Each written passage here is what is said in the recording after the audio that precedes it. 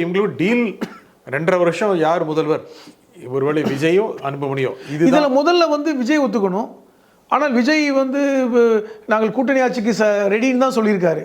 பாட்டாளி மக்கள் கட்சியுடைய கனவு என்பதும் கூட நாங்கள் வந்து ஆட்சியில் இது வரைக்கும் தமிழ்நாட்டில் ஆட்சியில் இது வரைக்கும் பங்கெடுக்கலை. ஒரு சமயம் அந்த விழா ஒன்று நடந்தது, அதாவது சித்திரை முழு நிலவு விழா இப்போ கூட நடக்க போகுது மாமல்லபுரத்தில். அது 2013 வரைக்கும் நடந்தது. கடந்த 10 வருஷங்களாக எனக்கு தெரிஞ்சு நடக்கலை.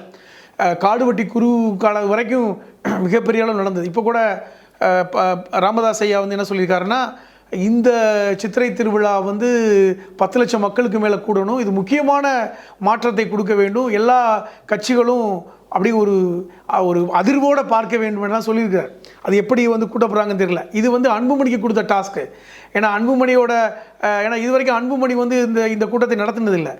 ஏன்னா காடுவெட்டி குரு தான் வந்து 2013 வரைக்கும் அது சிறப்பாக செயல்பட்டார். 10 வருஷம் அவருக்கு அப்புறம் யாரும் செய்ய தயாராகலை. இந்த பொறுப்பை வந்து இன்றைக்கி அன்புமணிக்கு கொடுத்துருக்கிறார். அன்புமணிக்கு மிகப்பெரிய டாஸ்க்கு.